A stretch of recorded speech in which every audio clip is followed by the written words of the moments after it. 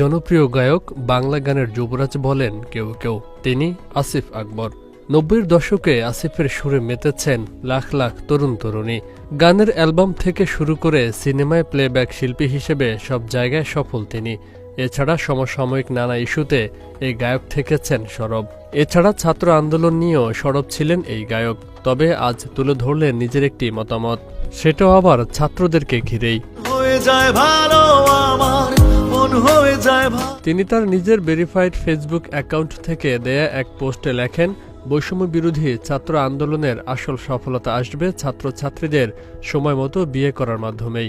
আমি ২৪-২৫ বছর বয়সে বিয়ের পক্ষে, এতে সংসার শুরু করা যায় দ্রুত। তারাও মা বাবা হতে পারে, আমরাও দাদা নানা হতে পারি সুন্দর সময়ে।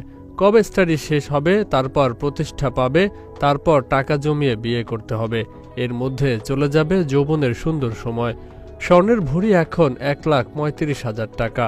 অন্যান্য সামাজিকতার খরচ ধরলে কেউ ২৪-২৫ বছর বয়সে বিয়ে করতে পারবে না।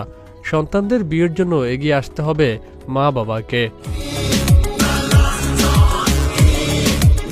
আন্দোলনে ভূমিকা রাখা বাঘা বাঘা নেতারা এখন অবিবাহিত থাকা দুঃখজনক উল্লেখ করে তিনি লেখেন, তাদের এই বয়সে ২ ছেলের বাবা হয়েছে।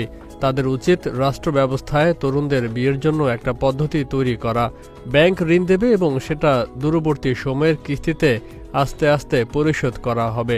আন্দোলনে বিজয়ী ছাত্রছাত্রীদের জন্য একটা ফ্রি টিপস দিলাম, এখনই সময়। এই সঙ্গীত তারকা আরও লেখেন, এদিকে দেখতে দেখতে আমার বড় ছেলে শফকাত আসিফ এবং শেহরিন ইশিতার দ্বিতীয় বিয়েবার্ষিকী পূরণ হয়েছে আজ। দুজনেই কানাডার টরন্টো স্টাডিতে আছে।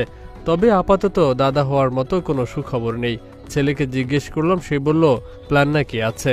বললাম, তোমার জন্মের সময় কোনো প্ল্যান আমাদের ছিল না, অথচ দুর্ভাগ্য তোমার কাছ থেকে প্ল্যানের গল্প শুনতে হলো।